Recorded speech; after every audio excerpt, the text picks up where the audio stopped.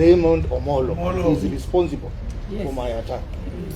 He is responsible for my attack, and I have evidence about that. He has been trailing me. They have put police to trail me and to trail Linda Mwananchi team, Babu Wino, Sifuna, and the others. They are being trailed by government security agents. We are not thieves. We have not stolen anything. Yes. We are just exercising our democratic right. And you cannot trail us as if we are criminals.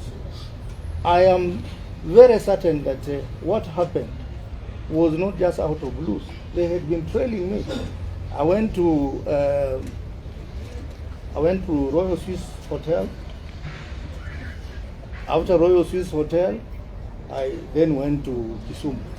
And in all those movements, I was being trailed. And they were using some of the people who are close to me, including one political activist from Rwanda, who is close to Raymond Omollo. Who is close to Raymond Omollo.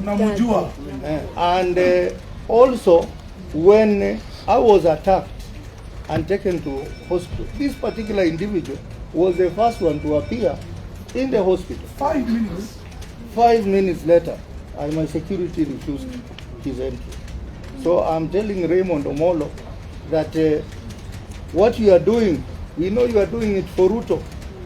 You have been detailed to ensure that Western Kenya is for Ruto.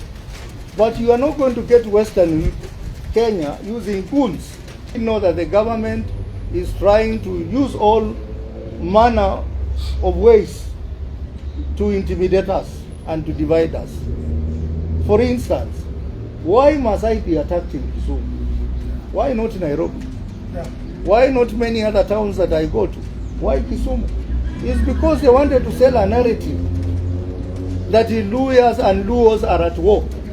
I want to tell you that we cannot fight with our brothers and sisters in Luo Nyanza.